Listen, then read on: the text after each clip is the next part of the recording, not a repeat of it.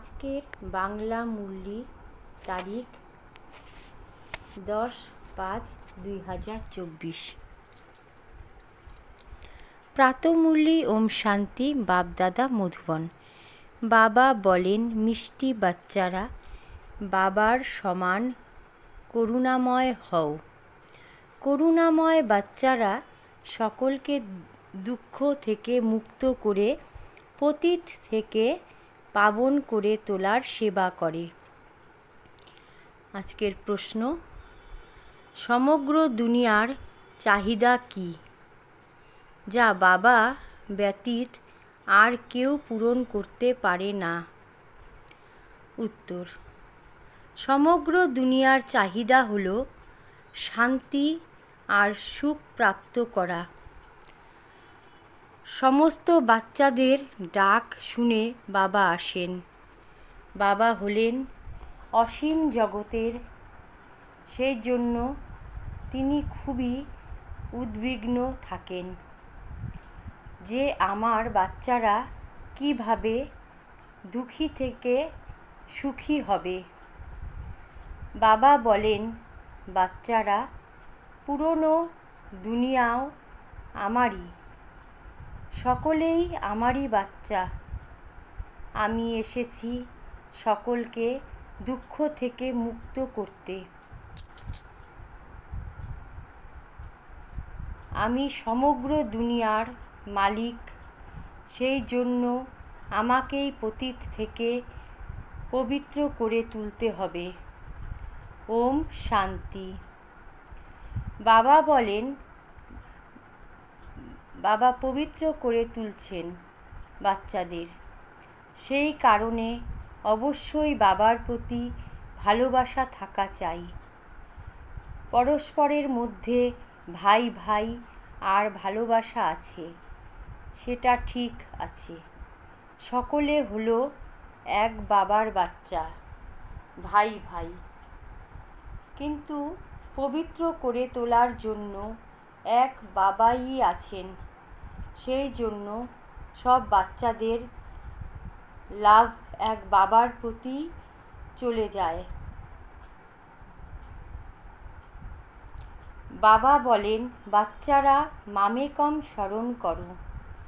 এটা তো ঠিকই, তোমরা হলে ভাই ভাই, কিন্তু অবশ্যই ক্ষীরখণ্ড হতে হবে, অর্থাৎ মিলেমিশে থাকবে। তোমরা এক বাবারই বাচ্চা, আত্মার মধ্যেই এত ভালোবাসা আছে। যখন দেবতাদের পদ প্রাপ্ত করো, তখন নিজেদের মধ্যে খুবই ভালোবাসা থাকা উচিত। আমরা ভাই ভাই হয়ে উঠি, বাবার থেকে উত্তরাধিকার নিই। বাবা এসে শিখিয়ে দেন, যারা বোঝার হয় তারা বুঝতে পারে। এটা হলো স্কুল বা বড় ইউনিভার্সিটি। বাবা সকলকে দৃষ্টি দেন বা স্মরণ করেন। সমগ্র দুনিয়ার মানুষ মাত্রই দুনিয়ার সকল আত্মারাই অসীম জগতের পিতাকে স্মরণ করে। সমগ্র দুনিয়াই হলো বাবার, নতুন হোক বা পুরনো। নতুন দুনিয়া বাবার মতো পুরনো দুনিয়াও কি নয়? এই বাবাই সকলকে পবিত্র করেন। পুরনো দুনিয়াও আমার, আমিই হলাম সমগ্র দুনিয়ার মালিক। যদিও আমি নতুন দুনিয়াতে রাজত্ব করি না, কিন্তু সে তো আমারই, তাই না? আমার বাচ্চারা আমার এই বড় বাড়িতেও খুব সুখী থাকে, আর তারপর আবার দুঃখও পায়। এটা হলো খেলা। এই সমগ্র অসীম জগৎ হলো আমার গৃহ। এটা হলো বড় মঞ্চ। বাবা জানেন সমগ্র গৃহে আমার বাচ্চারা আছে, সমগ্র দুনিয়াকে দেখেন, সব হলো চৈতন্য। সব বাচ্চারা এই সময় দুঃখী, সেই জন্য ডাকতে থাকে, বাবা আমাদের ছিছি দুঃখী দুনিয়ার থেকে শান্তির দুনিয়ায় নিয়ে চলো। শান্তিদাতা দেবা বাবাকেই ডাকে। দেবতাদের তো বলতে পারে না, সকলেরই হলো সেই এক বাবা। সমস্ত সৃষ্টির জন্য ভাবনা তার থাকে, অসীম জগতের আলোয় এটি। বাবা জানেন এই অসীম জগতের গৃহে এই সময় সবাই হলো দুঃখী। সেই জন্য বলে শান্তির দেব, সুখ দেব। এই দুটো জিনিসই চায়। এখন তো জানো আমরা অসীম জগতের পিতার থেকে সুখের উত্তরাধিকার নিচ্ছি। বাবা এসে আমাদের শান্তিও দেন, সুখও দেন। সুখ শান্তি দেওয়ার মতো আর কেউ তো নেই। বাবার দয়া হয়, উনি হলেন অসীম জগতের পিতা। তোমরা বুঝতে পারো আমরা এই বাবার বাচ্চারা খুব সুখী ছিলাম যখন পবিত্র ছিলাম। এখন অপবিত্র হওয়ার দুঃখী হয়ে গেছি। কামনার চিতার উপর বসে কালো পতিত হয়ে যায়। আসল কথা হলো বাবাকে ভুলে যাও। বাবা এত উচ্চ পদ দিয়েছেন, গাওয়াও তো হয় যে তুমি মাতা পিতা। সুখ ছিল, সেটা তোমরা আবার এখন নিচ্ছ, কারণ এই দুঃখ ছেয়ে আছে। এটা হলো তমপ্রধান দুনিয়া। বিষয় সাগরে হাবুডুবু খেতে থাকে, কিছুই বুঝতে পারে না। তোমরা এখন বুঝতে পেরেছ, তোমরা বুঝতে পারো যে এটা হলো রৌরব নরক। বাবা বাচ্চাদেরকে জিজ্ঞাসা করেন, এখন তোমরা নরকবাসী না স্বর্গবাসী? কেউ মারা গেলে সাথে সাথে বলে দেয় স্বর্গবাসী হয়েছে, অর্থাৎ সকল দুঃখ থেকে দূর হয়ে গেছে। তবে আবার নরকের জিনিস কেন তাকে খাওয়ানো হয়? এটাও বোঝে না। বাবা এসে স্বর্গে স্থাপনা করেন, তোমাদের অর্থাৎ বাচ্চাদের রাজযোগ শেখান। বাবা বলেন, মিষ্টি বাচ্চারা, আমি তোমাদের এই নলেজ শোনাচ্ছি। আমার মধ্যেই এই নলেজ আছে। জ্ঞান সাগর হলাম আমি। বলা হয় ইনি হলেন শাস্ত্রের অথরিটি, কিন্তু তারাও যে আত্মা এটাও বোঝে না। তারা বাবার সম্পর্কে জানে না। বাবা অর্থাৎ যিনি বিশ্বের মালিক করে তোলেন, তাকে বলে তিনি নাকি নুড়ি পাথর সব কিছুর মধ্যে আছেন। ব্যাস ভগবান কি সব কথাই না লিখে দিয়েছে। মানুষের কিছুই জানা নেই, একেবারে অরফান অনাথ হয়ে নিজেদের মধ্যে লড়াই ঝগড়া করতে থাকে। বাবা হলেন রচয়িতা, আর রচনার আদি মধ্য অন্ত তাকে কেউ জানে না। বাবা নিজের আর রচনার আদি মধ্য অন্তের রহস্য বোঝান, আর তো কেউ বলতে পারবে না। তুমি যে কোনো কাউকেই জিজ্ঞাসা করো, যাকে ঈশ্বর ভগবান রচয়িতা বলো, ওনাকে তুমি জানো। নাকি নুড়ি পাথরের ভিতরে ঈশ্বর, এটা বলতেই জানো। প্রথমে নিজেকে তো বোঝো। মানুষ তমপ্রধান, তো জানোয়ার ইত্যাদি সব হলো তমপ্রধান। মানুষ শতপ্রধান হলে তো সকলে সুখী হয়ে যায়। যেরকম মানুষ সেই রকম তার ফার্নিচারও হয়। বিত্তশালী লোকের ফার্নিচারও ভালো হয়। তোমরা তো একদম সুখী বিশ্বের মালিক হও। তাই তোমাদের কাছে প্রতিটি জিনিস সুখদায়ী হয়, সেখানে দুঃখদায়ী কোনো জিনিস হয় না। এই নরক হলোই ভিন্ন দুনিয়া। বাবা এসে বোঝান, ভগবান হলেন একজনই। তিনি হলেন পতিত পাবন, স্বর্গের স্থাপনা করেন।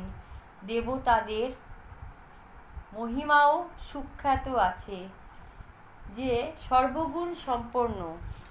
মন্দিরে গিয়ে দেবতাদের প্রশস্তি আর নিজের নিন্দা করে, কারণ সকলেই হলো ভ্রষ্টাচারী।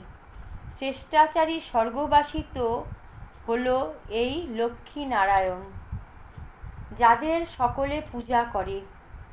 সন্ন্যাসীরাও বলে, সত্যযুগে এরকম হয় না। তোমাদের সন্ন্যাস তো অসীম জগতের পিতা এসে অসীম জগতের সন্ন্যাস করান। ওটা হলো হঠযোগ। এই জগতের সন্ন্যাস, সেই ধর্মই হলো আলাদা। বাবা বলেন, তোমরা নিজেদের ধর্ম ভুলে কত ধর্মের মধ্যে ঢুকে আছো। নিজেদের ভারতবর্ষের নামই হিন্দুস্থান করে দিয়েছ, আর তারপর আবার হিন্দু ধর্ম বলে দাও। বাস্তবে তো হিন্দু ধর্ম কেউ স্থাপন করেইনি। মুখ্য ধর্ম হলোই 4 দেবী দেবতা, ইসলামী, বৌদ্ধি আর খ্রিস্টান। তোমরা জানো এই সমগ্র দুনিয়া হলো আইল্যান্ড। এর মধ্যে হলো রাবণের রাজ্য। রাবণ দেখেছো, যাকে বারংবার জ্বালানো হয়? এ হলো সবচেয়ে পুরনো শত্রু। এটাও বোঝে না যে আমরা কেন জ্বালাই। বুঝতে হবে তো এই রাবণকে কবে থেকে জ্বালানো হচ্ছে। তারা এটাই বোঝে যে পরম্পরা থেকে। আরে এরও তো কোনো হিসাব চাই, তাই না? তোমাদের কেউ জানেই না। তোমরা হলে ব্রহ্মার সন্তান। তোমাদের কেউ জিজ্ঞাসা করলেও তুমি কার সন্তান? আরে আমরা ব্রহ্মা কুমার কুমারীরা তো ওনার সন্তান হয়ে গেছি। ব্রহ্মা কার বাচ্চা? শিব বাবার। আমরা ওনার পুত্র হয়ে গেলাম। সেই অর্থে সমস্ত বাচ্চারাই হলো ওনার বাচ্চা। তারপর শরীরের দিক থেকে প্রথমে ব্রাহ্মণ হই। প্রজাপতি তো ব্রহ্মা, তাই না? এত প্রজা কিভাবে রচনা করেন এটা তোমরা জানো। এ তো হলো অ্যাডপশন। শিব বাবা ব্রহ্মা বাবার দ্বারা অ্যাডপ্ট করেন। মেলাও বসে।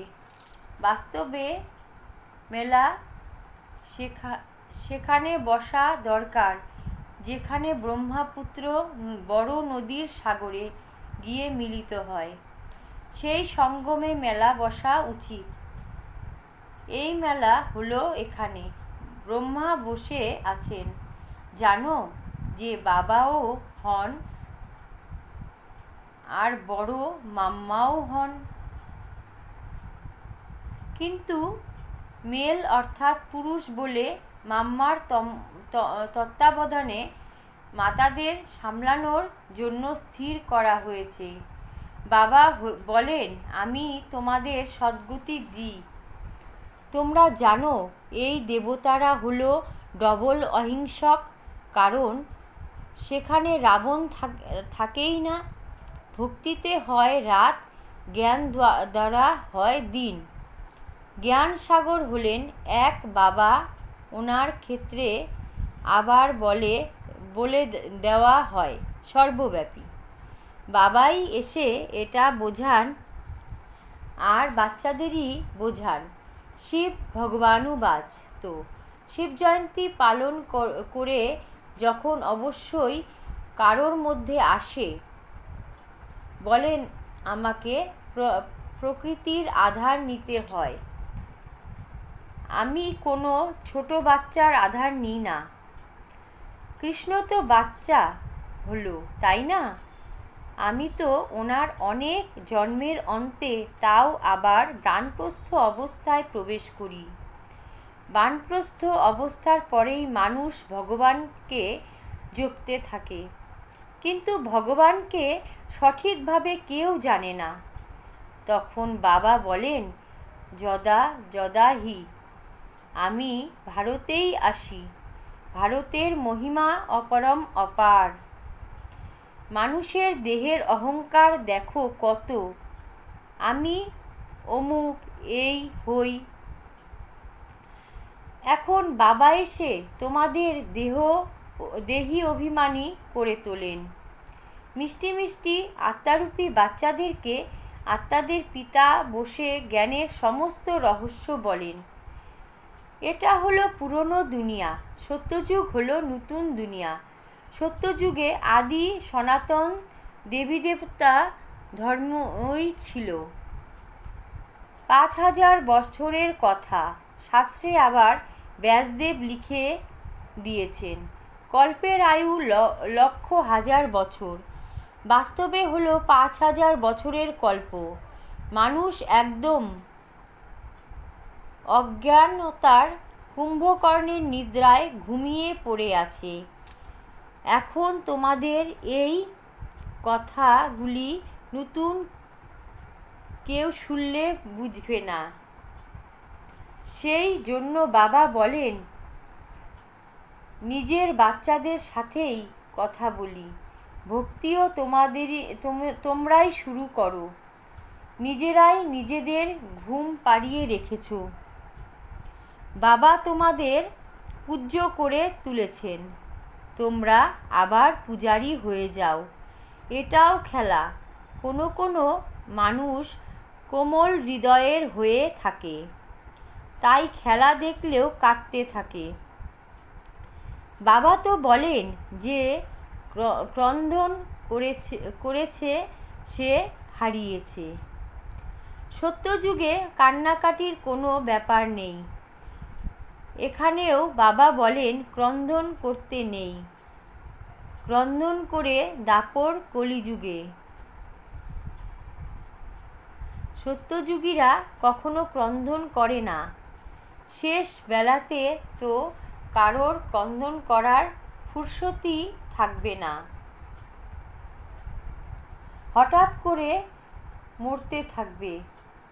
হায় রামও বলতে পারে না।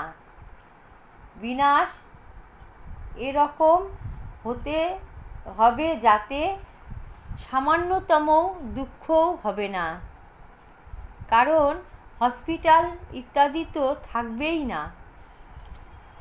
সেই জন্য জিনিসই সেই রকম তৈরি করে। বাবা বোঝান, আমি তোমাদের এই বানর সেনা নিয়ে থাকি রাবণের ওপরে বিজয় প্রাপ্ত করার জন্য। এখন বাবা তোমাদের যুক্তি বলছেন, রাবণের ওপর বিজয় কিভাবে পেতে হবে। সব সীতাদের রাবণের শৃঙ্খল থেকে ছাড়াতে হবে। এই সব বোঝার ব্যাপার। ভগবানুবাচ। বাচ্চাদেরই বাবা বলেন, হিয়ার নো ইভিল। যে কথায় তোমাদের কোনো লাভ নেই। তার থেকে তোমরা নিজেদের কান বন্ধ করে নাও। এখন তোমাদের শ্রীমত প্রাপ্ত হয়, তোমরাই শ্রেষ্ঠ হবে। এখানে তো শ্রী শ্রী এর টাইটেল সবাইকে দিয়ে দেওয়া হয়। আচ্ছা, তবুও বাবা বলেন, নিজেকে আত্মা মনে করো আর বাবাকে স্মরণ করো। কত ওয়ান্ডারফুল হার জিতের এই অসীম জগতের খেলা, যা বাবাই বোঝান। আচ্ছা, মিষ্টি মিষ্টি হারানিধি বাচ্চাদের প্রতি মাত পিতা বাপ দাদার স্মরণের স্নেহ সুমন আর সুপ্রভাত। আত্মাদের পিতা তার আত্মারূপী সন্তানদেরকে জানাচ্ছেন নমস্কার। ধারণার জন্য মুখ্য সার। 1 নম্বর, বাবার সমান করুণাময় হতে হবে। সবাইকে দুঃখ থেকে মুক্ত করে পতিত থেকে পবিত্র করে তোলার সেবা করতে হবে। পবিত্র হওয়াই জন্য এক বাবার সাথে খুবই লাভ রাখতে হবে। 2, বাবা বলেন, যে কাঁদে সে হারিয়ে ফেলে। সেই জন্য যে কোনো পরিস্থিতিই হোক তোমরা কাঁদবে না। বরদান, স্ব এর রাজ্য দ্বারা নিজের সাথীদেরকে স্নেহী সহযোগী বানানো মাস্টার দাতা ভব।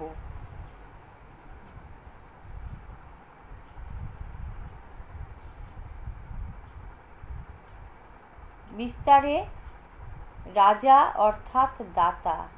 দাতার কাছে বলতে বা চাইতে হয় না, স্বয়ং প্রত্যেক রাজাকে নিজের স্নেহের সওগাত অফার করে তোমরাও নিজের ওপরে রাজত্ব করা রাজা হও। তবে প্রত্যেকে তোমাদের সামনে সহযোগের সওগাত অফার করবে। যার নিজের ওপরে রাজত্ব আছে তার সামনে লৌকিক অলৌকিক সাথী জি হাজির জি হুজুর হাজি বলে স্নেহী সহযোগী হবে। পরিবারের মধ্যে কখনো অর্ডার চলবে না। নিজের কর্মেন্দ্রিয়গুলিকে অর্ডারে রাখো, তবে তোমাদের সকল সাথী তোমাদের স্নেহী সহযোগী হয়ে যাবে। স্লোগান, সর্বপ্রাপ্তির সাধন থাকা সত্ত্বেও বৃত্তি উপরাম ঊর্ধ্বমুখী থাকবে, তখন বলা হবে বৈরাগ্য বৃত্তি। ওম শান্তি।